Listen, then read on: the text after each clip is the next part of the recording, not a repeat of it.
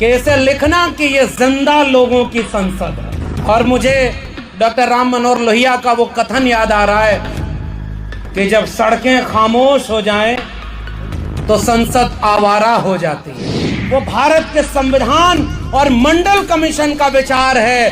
भारत के बनाने वाले हमारे पुरखे थे, भारत को बचाने का काम हमें करना है। इसलिए हम सही रास्ते पर, जिन हाथों ने सदियों तक कुदाल फावड़ा और मेहनत से श्रम करके इस दुनिया को रहने लायक बनाया, पुरखों ने जाने कितनी कुर्बानी दी। पहली पीढ़ी आई है जो हाथ में कलम और किताब पकड़ी है, अभी तो बहुत लंबा हिसाब बाकी है। घंटी के पीछे भागोगे तो कुछ नहीं मिलेगा, अंत में वही मिलेगा, हमारी शिक्षा, हमारा रोजगार, हमारा सम्मान। उस सब की कोई चोरी कर रहा है, हम आपको बस सजग करने आए। घंटी के पीछे भागोगे तो कुछ नहीं मिलेगा, अंत में वही मिलेगा, हमारी शिक्षा, हमारा रोजगार, हमारा सम्मान। उस सब की कोई चोरी कर रहा है, हम आपको बस सजग करने आए। और आपके वोटों की कीमत आपके जाति के नेताओं को आगे खड़ा करके कर दिया जा रहा है। इसलिए और दूसरी तरफ आपको सांप्रदायिकता में झोंका जा रहा है कि रोज मंदिर मस्जिद की लड़ाई तुम लड़ते रहो, रोज जो है ये कथा भागवत करते रहो। अगर इस मुल्क के 90% लोग तय कर दें कि ये हिंदू मुस्लिम और मंदिर मस्जिद की लड़ाई में हम नहीं जाएंगे, वादा है आपसे कि इस भारत में सांप्रदायिकता खत्म हो जाएगी। आप अपने घर में चाकू मत तेज करो, मैं आपको कहने आया हूं। हर बच्चे बच्ची के हाथ में एक तेज कलम पकड़ा दो, वो अपना मुस्तकबिल की लड़ाई लड़ लेगी। हमारी लड़ाई कलम और किताब की लड़ाई, ये वैचारिक लड़ाई सदियों पहले से चली आ रही है। तथागत बुद्ध, कबीर, रैदास, पलटू दादू, भीखा, बुल्ले शाह, बाबा फरीद और चोखा मेला नारायण गुरु बसवन्ना से होते हुए महात्मा फूले, डॉक्टर भीमराव अंबेडकर, डॉक्टर राम मनोहर लोहिया, मंडल कांशीराम की लड़ाई भारत के राष्ट्र निर्माण की लड़ाई है। इसलिए हमें सबको झोंक करके उसको लड़ना पड़े तो भी इस कारवां को रुकने नहीं देना। आप क्या कर रहे थे? मैं कम से कम आने वाले लोगों को कहूंगा कि मैं भारत के संविधान को बचाने के लिए, मोहब्बत, भाईचारा और बहनचारा बनाने के लिए, शिक्षा और रोजगार के लिए, मानव मानव में प्रेम के लिए, सबको हक और बराबरी के लिए एक दिन बाराबंकी में अंबेडकरवादी संसद और मंडलवादी संसद आयोजित हुई थी। आने वाली पीढ़ियों को आंख मिलाकर मैं कहूंगा कि मैं अपने हिस्से की लड़ाई लड़ रहा था ताकि आने वाली पीढ़ियां हम पर नाज करें, हम पर अफसोस न करें। युवा ब्रिगेड के तत्वावधान में आयोजित अंबेडकरवादी मंडलवादी संसद में आए हुए आप सभी लोगों को मेरा क्रांतिकारी जय भीम, जय मंडल, जय संविधान है, इनकलाब जिंदाबाद है। साथियों, एक शेर मुझे याद आ रहा है कि जब लोग कहेंगे कि ये भीड़ काफ़ी नहीं, जो लोग कहेंगे कि ये भीड़ काफ़ी नहीं, तो हम कहेंगे कि लड़ने वाला एक शख्स भी काफ़ी है। और मैं जिस मंच पर, जिन लोगों के साथ आपने मुझे बैठने का मौका दिया है, और असल में जिसे बहुजन कहते हैं, जिसे हम 85%, 90% कहते हैं, उसमें कोई व्यक्ति केंद्र में नहीं है। ऐसा ही एक गुलदस्ता है जिसमें तमाम अलग अलग समुदायों से आने वाले लोग एक विचार के नीचे एक हो जाते हैं। मुझे लगता है कि जिस वक्त देश की संसद अपना असली काम न कर रही हो, ऐसे वक्त में अंबेडकरवादी संसद और मंडलवादी संसद एक इतिहास रचने का काम करेगी। इसलिए आयोजकों को बधाई देता हूं कि आपने एक ऐसी संसद बनाई। और अभी नीरज भाई कह रहे थे कि इस आयोजन में शुरू में ही हमने उनको सलाह भी दी कि इसे लिखना कि ये जिंदा लोगों की संसद है। और मुझे डॉक्टर राम मनोहर लोहिया का वो कथन याद आ रहा है कि जब सड़कें खामोश हो जाएं तो संसद आवारा हो जाती है। और मैं उम्मीद करता हूं कि इस बाराबंकी और आसपास के जिलों से आए हुए आप सभी क्रांतिकारी लोग, बहुजन समाज, वंचित शोषित समाज के आप सभी लोग एक उम्मीद बनकर आए हैं हम सारे लोगों के साथ कि आपने सड़कों को खामोश नहीं रहने दिया है। और वैचारिक क्रांति का एक जो आगाज हजारों साल पहले से चला आ रहा है, कितना भी बुरा वक्त आ जाए, कितना भी केस मुकदमे का दौर आ जाए, आपकी आवाजों को दबाने के लिए सत्ता तैयार खड़ी हो। कानून मुकदमे से आगे बढ़ के बुलडोजर तक बात पहुंच जाए, फिर भी जो नहीं डरा वो असली वैचारिक व्यक्ति है, वो भारत का निर्माता है। तो मैं इस पूरे विचार को किसी एससी एसटी ओबीसी का विचार नहीं कहता, मैं कहता हूं कि भारत का विचार वही है जो डॉक्टर अंबेडकर, डॉक्टर राम मनोहर लोहिया, जगदेव बाबू, रामस्वरूप वर्मा, ललई का विचार है। वो भारत के संविधान और मंडल कमीशन का विचार है। भारत के बनाने वाले हमारे पुरखे थे, भारत को बचाने का काम हमें करना है, इसलिए हम सही रास्ते पर हैं।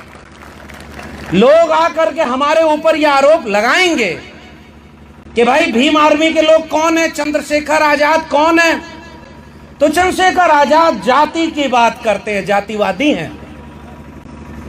नीरज पटेल कौन है, आरएस पटेल कौन है, तो कहेंगे कि वो पटेलों की बात करते होंगे, ओबीसी की बात करते होंगे। लक्ष्मण यादव कौन है, तो कहेंगे कि ये अपनी जाति बिरादरी की बात करते होंगे, ये लोग बड़े जातिवादी लोग हैं। तो मैं ये पूछना चाहता हूं बाराबंकी के लोगों, आपको हनुमान जी की जाति कब पता चली थी? चंद्रशेखर भाई ने तो एक इंटरव्यू में पत्रकार से ये पूछा, मुझे बड़ा पसंद आया। भाई हनुमान जी तो भगवान थे ना, हैं उनके हिसाब से, उनकी जाति तो हमें नहीं पता थी। हनुमान जी की जाति बताने वाला कौन? इस देश में कभी भी राष्ट्रपति या प्रधानमंत्री बनने के बाद कोई अपनी जाति बताता था या कोई पूछता था क्या? इस देश में 2013 में कब पता चला कि एक व्यक्ति जो गुजरात के मुख्यमंत्री रहते हुए किस जाति के थे? नहीं पता था। जब उन्हें प्रधानमंत्री बनना हुआ तो बिना पूछे देश को बताते रहे कि मैं ओबीसी मां का बेटा हूं, मुझे प्रधानमंत्री बना दीजिए। उनसे किसने उनकी जाति पूछी थी? जब राष्ट्रपति आपने बनाया तो राष्ट्रपति तो किसी जाति का नहीं होता ना भाई, वो तो सबका होता है। प्रेस कॉन्फ्रेंस करके राष्ट्रपति की जाति बताने वाले लोग कौन थे?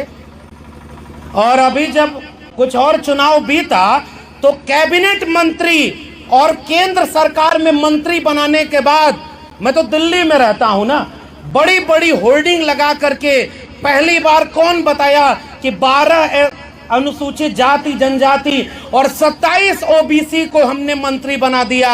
वो कौन लोग हैं जो कल आपको हिंदू बनाने आते हैं, वो हमें हमारी जाति बताते हैं, हमको कहते हैं कि हम सारे लोग जातिवादी हैं। जब वो करें तो वो ब्रह्मांड की चिंतन हो गया, वो मानवतावादी हैं। और हम जातियों की बराबरी और समानता की बात करें तो हम जातिवादी हो गए। ये सवाल मेरा उन लोगों से है। भाई अच्छा एक बात बताइए, मैं तो उत्तर प्रदेश में हूँ, बहुत ज़्यादा नहीं उधर बोलूँगा, केस मुकदमा बहुत हो जा रहा है, इशारे में ही बात करें। वैसे भी हम लोग पढ़ाने लिखाने वाले पेशे से जुड़े हैं। यहीं बाराबंकी एक ऐसा शहर है, मैं यहाँ आने के पहले पढ़ रहा था, इसे पूर्वांचल का गेट द्वार बोला जाता है। यहाँ से पूर्वांचल शुरू हो रहा है, तो पूर्वांचल की ज़मीन वैचारिक ज़मीन, और वहीं गाय भैंस चराने वाले लोग। ओबीसी समाज के लोगों को एक किस्सा अपना सुना रहा हूँ, थोड़ा सा वक्त है, हम लोग प्रोफेसर लोग हैं, 1 घंटा की तो क्लास लेने का है अनुभव। अब यहाँ 10-15 मिनट बोलना है क्योंकि मुझे निकलना भी है। एक किस्सा सुनिए। हमें तो पता ही नहीं था कि जाति हमारी क्या है। गांव में गाय भैंस चराते थे, घर वालों ने थोड़ा हिम्मत करके भेज दिया, इलाहाबाद यूनिवर्सिटी पढ़ने लगे। पढ़ते पढ़ते जब विश्वविद्यालय टॉप किया तो जो प्रोफेसर हमें बहुत पसंद करते थे, उनका बयान था कि जो गाय भैंस चराना लगे वो लोग अगर यूनिवर्सिटी टॉप करने लगे तो हमारे घरों के बच्चे कहाँ जाएंगे। तब मुझे पता चला कि मैं तो ओबीसी जाति का हूँ। ये मेरे सामने मेरा प्रोफेसर ही मेरी जाति पूछता है, हमने नहीं पूछी किसी की जाति। और हमें तो उसी समय पता चल गया। उत्तर प्रदेश में कुछ लोगों को बहुत बाद में पता चला, जब उनका घर वर गंगा जल से धुलवाया गया, तब कहा कि अरे ये तो हम तो ये निकले। भाई एहसास तो सबको होगा। अभी उत्तर प्रदेश में रामचरितमानस का विवाद चल रहा है। भाई देखो, मेरी तो पीएचडी ही तुलसीदास पर है, हमने तो उसी पर पीएचडी की हुई है और हमने एक एक चौपाई पढ़ी हुई है। अभी तो 2-4 चौपाई पर अभी लेखक साहब बोल रहे थे, वर्मा जी, अभी 2 चौपाई 4 चौपाई पर इतना विवाद हुआ। अरे अभी तो बाबा साहब अंबेडकर, भारत का संविधान और मंडल धीरे धीरे जमीन पे पहुंच रहा है। जिन हाथों ने सदियों तक कुदाल फावड़ा और मेहनत से श्रम करके इस दुनिया को रहने लायक बनाया, पुरखों ने जाने कितनी कुर्बानी दी। पहली पीढ़ी आई है जो हाथ में कलम और किताब पकड़ी है। अभी तो बहुत लंबा हिसाब बाकी है, अभी तो शुरुआत हुई है। हिसाब होगा कि नहीं होगा? अच्छा, हिसाब का मतलब क्या? भाई हम ये पढ़ के अगर ये सवाल पूछेंगे कि भाई जिस चीज को आप लोग देवता बना के पूज रहे हैं, अगर वहां कोई मूंछ रखने पर, कोई मटका छू देने पर, कोई घोड़ी चढ़ जाने पर और कोई अपने हक हुकूक की बात कर देने पर मारा जा रहा हो तो सवाल पूछेंगे ना। अगर किसी जाति के लिए लिखा है जेबर नादन तेल कुम्हारा सपच करात कोल कलवारा, सारी चीजें, वो सारी चीजें लिखी हुई हैं, तो पूछा जाएगा आप अपना सम्मान बढ़ाओ। पूज्य विप्रशील गुणहीना शूद्र गुण गण ज्ञान प्रवीणा। मैं तो पढ़ाता हूं, पीएचडी किया हूं, इसलिए मैं बोल सकता हूं। भाई मैं तो ये पूछ रहा हूं, आप अपनी पूजा करवाए, हमें कोई दिक्कत नहीं, आप अपनी पूजा करवाओ। हमारे लिए क्यों कह दिया कि पूज्य शूद्र न गुण गण ज्ञान प्रवीणा? कोई विद्वान हो तो भी उसकी पूजा न हो। उसी दौर में वैचारिक क्रांति थी, अंबेडकरवादी मंडलवादी संसद में आए हुए लोगों।